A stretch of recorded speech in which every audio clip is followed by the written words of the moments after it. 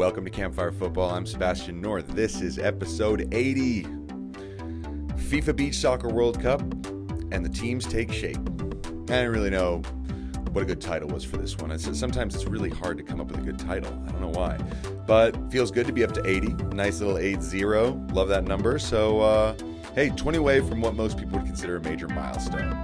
But what a weekend it was in football. I went to Grand Junction, which is way out in western Colorado, 4.5 hours from Denver, to go coach my 2007 girls. We were down 2-0 at halftime. Went down 3-0 10 minutes later. We had water breaks because it was so hot. Got a water break with 20 minutes to go. We just got it together, went out and won 5-3. So, yeah, great way to finish that weekend. I did watch the Chelsea-Liverpool match on my laptop in a little empty cafe, little coffee shop. And let's go ahead and start there. Why not? So, Chelsea, I have to say, as a Chelsea fan, I'm excited because they looked so solid the whole game. The first half, they looked, frankly, somewhat better than Liverpool. I don't want to say that they were dominating, but they just edged it, and they were able to score. Kai Havertz with a looping sort of off the back of his head, header to the back post. Quite an improbable way to score, but hey, you do have to do it. You have to get into the place. You have to adjust your body well enough in your head to give it a chance, and that was pretty impressive to see.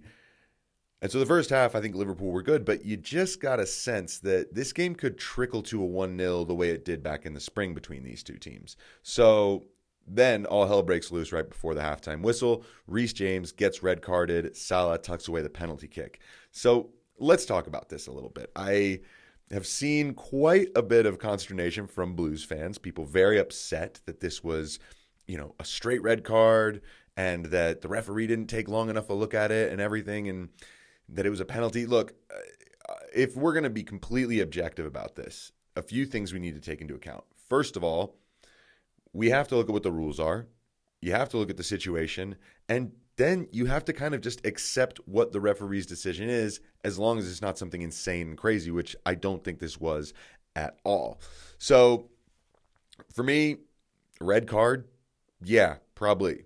And the reason why, even though the ball does hit Reece James's thigh, it's not like it hits his thigh and his arm doesn't move at all. It just goes really, really quickly. It didn't do that. It hits his thigh and bounces up a little bit. And yes, as he's landing, his body turns a little bit. Is this just a biomechanical thing that was happening based on his balance, based on the momentum of the way his body was shifting? The reality is, when I look at it, and I've seen it now a few times, it looks as if even though it hits his thigh, it's still going in the goal. It's not hitting his thigh and going away, and he's just sort of accidentally batted it out. It does look like it's going in. And perhaps, this is one of those things you cannot explain. Only Reece James could tell you if this is true or not, and maybe he doesn't even know. But in those moments, you can imagine a player having some panic, right? And just kind of just tensing and shifting and just pulling their hands in just for a second. Because the freeze frame that you saw from the official, but that they saw in the VAR, was literally his hand touching his arm touching the ball and the ball touching his midriff. Okay, so the ball hits his hand, hits his arm. His arm stops the ball from going into the goal. By the letter of the law, that is denying an obvious goal-scoring opportunity, which is a red card and a penalty. So, Chelsea fans, if you're upset about it, I think it's more be upset about how set in stone the rule is at that point, where the referee cannot look at it and say, that's not a deliberate handball, so I'm not going to red card him, but it is a penalty, right? And that way, there's maybe that little bit of leniency for the referees. The problem is, if the referee takes that choice, Liverpool fans will be up in arms about it on the other side. So you can't make everyone happy. I think there's a certain point where you just have to accept what it was, right? And like I said, maybe the law does need a little tweak. I think these are interesting examples, but we also have to understand that sometimes tweaking the laws just makes things more confusing. Look at offside and what has happened with that. The handball rule over the last 2 years has been incredibly confusing for a lot of people. And I think that what Thomas Tuchel said about it was very interesting, because I think at first he wanted to just come out and defend Reece James and the fact that this shouldn't have been a red card, shouldn't have been the double punishment. But when he's talking about it in his press conference, you kind of get this feeling of resignation where he's like, well, I mean, it just is what it is in the end. I mean, we can complain. I think the referee should have, maybe taken a little more time to look at a full picture, but here's the audio. And listen to yourself. He basically just accepts the whole thing. Have a listen. Well, I think, double punishment is always super hard, and it's a bit of a spoiler for the game. But I think it's the rule. Like, I think, no, if the referee says he denies a clear goal with his hand, nobody knows if the penalty is a goal. I mean, you get a big chance, but you don't get the goal actually back. So I don't like these early red cards. Of course, not at Liverpool when we play, but in general, it's for me a bit a spoiler of the game. Nobody, I think, wants to see that for 45 minutes. They want to see a high-level game. And even me, when I'm in front of TV, I don't like it. I have no solution now for it and no better idea in the moment. But in general, it is a spoiler. The situation itself, well, I can understand the decision, and I'm not saying it's a wrong decision, but I did not when I did not like the way we checked it or the referee checked it, because for me he checked only the image, and the image showed the clear contact, and then it was a clear decision. We saw on the bench, of course, also on our iPad, the whole movement, and then you saw that it was a deflection. It was short distance. It's a deflection, comes off the hip to his arm. The arm is not super unnatural arm position. So I heard already referees explaining that this is then not a punishable action. Maybe if I would have wished for a longer consideration, a longer thought, and a better view on the whole situation, maybe he would have taken the same. I think it stays a grey situation, and it could have maybe taken the same decision. And we have to live with it. I think and I can live with it, that some decisions stay in the responsibility for the referee in the moment. It was today against us, and we did the very best of it because it was very, very tough. So he says the referee should make the decision, and he did. He feels that VAR should actually show the whole sequence so that the referee gets a really clear picture of what happened. And then he goes on to say, but maybe that wouldn't have mattered anyway, because when you look at it, you can kind of see that you can go either way on it. And so if that's the case, and he admits that the decision might have been fine regardless, why are we complaining? Why is anyone complaining? Look, if he says accept it and move on, then can fans, pundits, everyone, can we all do the same? I have seen quite a few pundits say, I don't understand why this is such a debate. Let's move on to another one, a different debate here for a red card. Manchester United against Wolves. This was a very... From what I saw in the highlights, from what I read, it sounded like a relatively poor game, especially from Man United's perspective. They just weren't really that good. But we're going to touch on this. Paul Pogba, Ruben Neves, was there a foul? Was there not a foul situation that led to Mason Greenwood's goal? Which, by the way, the goalkeeper has got to save that. Sorry. Okay. But here's where I'll start. Paul Pogba's challenge is high because he goes over the ball. It's kind of reckless because his studs are showing, and he's not just standing still. He moves all the way through. But then Ruben Neves, he hits the ball and just goes completely under Paul Pogba's foot. So his foot doesn't come up into Paul Pogba's studs, but his shin guard just grazes it. Then Ruben Neves, after the ball goes away, Ruben Neves looks over at the referee for a hard second to be like, are you going to call anything? And when the referee is not even putting the whistle in his mouth, not doing anything, just kind of being like, we're going to play on, then Ruben Neves, painful expression goes in his face, and he hits the deck. So he hits the deck, Ruben Neves, and then, in this moment, it just stinks of trying to buy yourself a call. And what I love is that the referee doesn't just immediately fall for this. In past seasons, I could have seen this getting pulled back the second the player went down. It was like, but I got hurt. So it was nice to see, them wave play on. Now, the big debate is whether or not this should have been deemed a foul. I don't really think so. And it's actually really simple. He doesn't touch him. Look, Paul Pogba's challenge is reckless. And here's the crazy thing is if Ruben Neves' foot comes up after he hits that ball and Paul Pogba's studs come down on Ruben Neves' foot, there's a real possibility Paul Pogba gets sent off.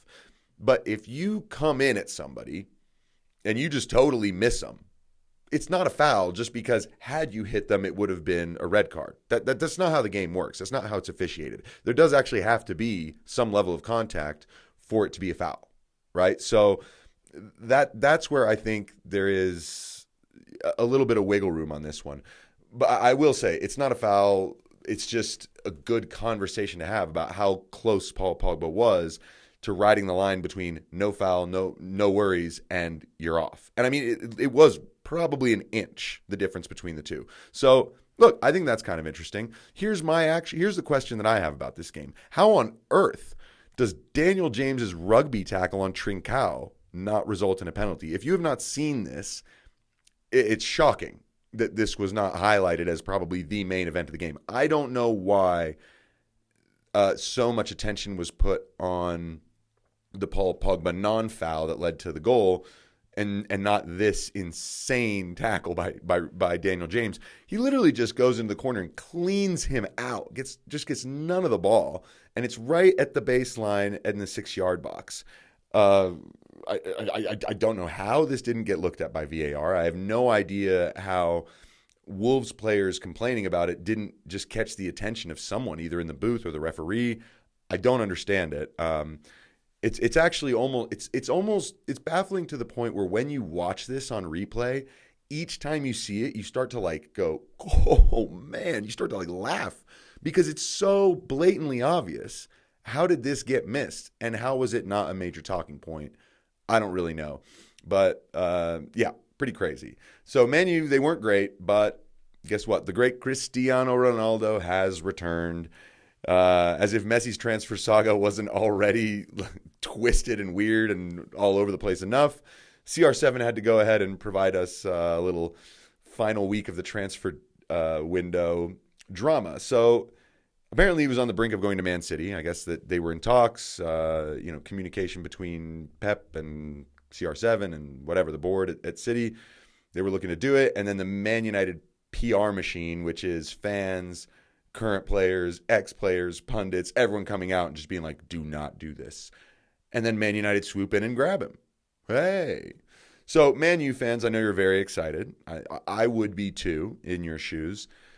There's no doubt that bringing in a player of Ronaldo's caliber, and not even Ronaldo's caliber. What is Ronaldo's caliber? It's Cristiano Ronaldo. There's no one else like him in terms of the style of professional he is, the type of player he is, the output he puts out. I'm putting him and Messi in different categories here because what he will bring to this team is a unique thing that Ronaldo just has. And I think it's going to be very beneficial for certain players. Here's the question. Is Ole Gunnar Solskjaer good enough a manager to get the maximum tune out of this squad? Because make no mistake about it, they invested heavily this summer.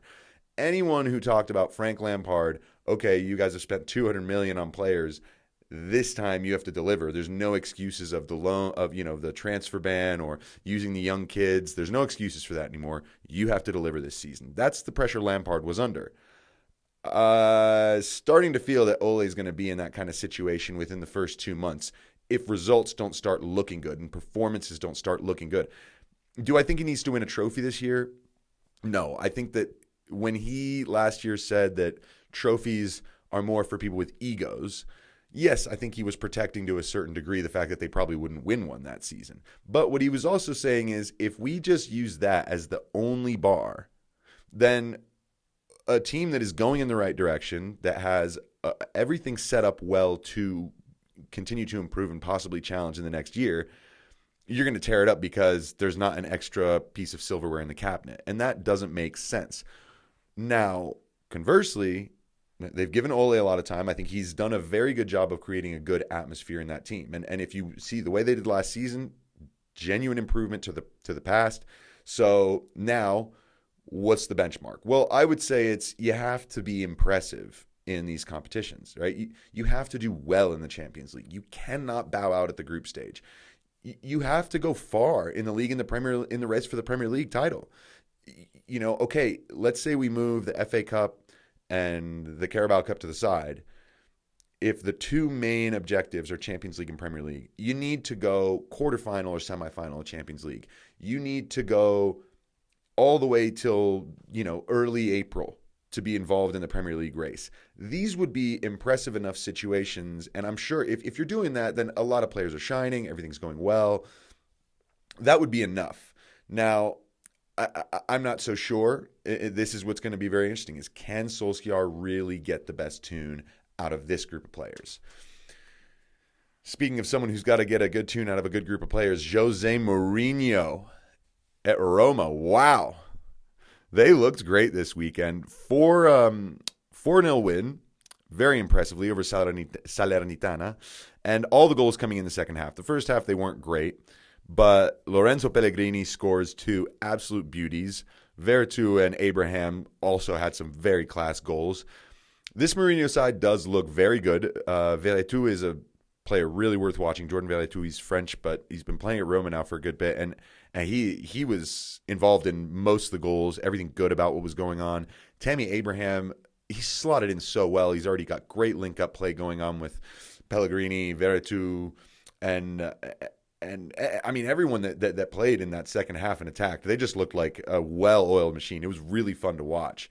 So that's exciting. I think that any Chelsea fan like myself, we're going to keep a slightly closer eye on Roma this season, just because you want to see how a player like that's doing, especially since there is a buyback clause. So if he goes and scores 45 goals this season in Italy, we could see him back in a Blues shirt before too long, and not have to do this whole thing where you buy Lukaku for $100 million after selling him and loaning him a bunch of times before.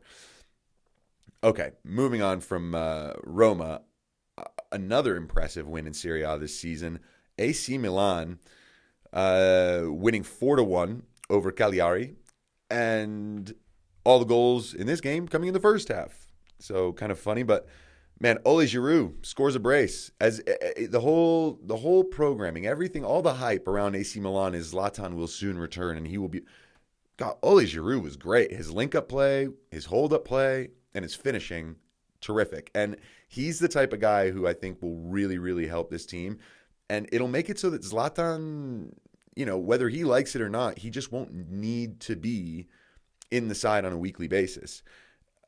On top of that, Sandro Tonali had an absolute gorgeous free kick. And yeah, I mean, it's great to see the Milan sides and Roma and Lazio, who won 6-1, all getting off to a great start. Very exciting for the Serie A. Now, Liga. I just got a quick shout out to my boys Lille for winning their match against Montpellier 2-1. Very important victory. First one of the season for them in the league, so very important to just get going, get off the mark. But Liga, what really? I'm not going to talk about Lille when Lionel Messi finally makes his PSG debut. And well, this is going to be a crazy season in Liga. And Reims players at the end of the game were just totally starstruck, bringing their family, their babies, like doing selfies with Messi holding the kid. I mean, having him say cheese to all the players. I mean, this was, look, I don't have a problem with sort of honoring someone like Leo Messi and taking your opportunity to be like, wow, I'm playing a game and he's here. This is amazing. It is amazing, but you're also a professional. And whether it's that the fans will be upset because they think you should just storm to the locker room mad that you lost. I'm not. Look, a lot of the older guys keep saying this stuff. Well, you lose a game, you should walk to the tunnel, be upset, and show that you're upset. It's also Lionel Messi, who all the fans were so excited to see as well anyway. My issue with it is, how awkward must that be for Lionel Messi? Right, bro, you've gone to the stands to grab your baby, and you are taking the picture of Leo Messi holding your kid. You're not even in the photo. It's just a little cringe to me. That's all. It's a little bit too much fawning because, I don't, think about it. Does Messi really want that on a weekly basis this season? Ligue 1's going to have to take a look at that to make sure that, I think they're going to have to crack down on that to make sure that not every game feels like some kind of weird exhibition where at the end it's as if there wasn't actually a game, right? I don't want to see any players during the game like doing some bow to Lionel Messi or things like that. I want to see professional football, and if you want to revere the guy, great. But yeah, that was really important. So Atletico de Madrid versus Villareal, pretty decent game, but the ending, oh my goodness. I have to just mention this because this ball comes up at the very end. I mean, there's 30 seconds to go. Long ball. It's not going anywhere. Mandi just from about 25 yards out just heads it back into the box, thinking his goalie's there. But Geronimo Rulli, goes running out to the left side of the box to go collect where this ball might be going and can't get back in time to stop the header. And it rolls in. An amazing image from this. I had to put it up as the official photo for this episode, but it reminded me of Ajax versus Spurs in the Amsterdam Arena right after Lucas Moura scored the final goal, the winner, and you just saw Ajax's players just all on the floor. It was the same thing here, just a photo, all four of these guys just laying down on their stomachs on the floor, just in total despair. Unai Emery, disbelief on the sideline, the whole staff. There's guys on the ground over there. It was something else. So look, I'm going to close last few minutes here with something that I really enjoyed. Some things come and go too fast in football, and one that was an event that I've never really paid much attention to in the past. I think I've watched very fleetingly, but it was the FIFA Beach Soccer World Cup. It was hosted in Moscow at the Luzhniki Arena, so the main stadium that they hosted the final of the World Cup a couple years ago. It's a massive, beautiful stadium. In the parking lot, sort of outside, they set up, stands and an actual full-on beach soccer court. And it was really, really fun to watch. The overall experience is absolutely hilarious in some ways, and it borders cheesy, but it's actually just tons of fun. And you feel it as you're watching it, that it's an enjoyable experience for the players. It's an enjoyable experience for any fans that were there, especially the locals got to watch their team win the whole thing. Russia ended up being champions. Now, what's cool about this is the rules are fascinating, right? The size of the pitch is not very big. It's probably about 40 yards long. There's 3 zones. It's split into thirds.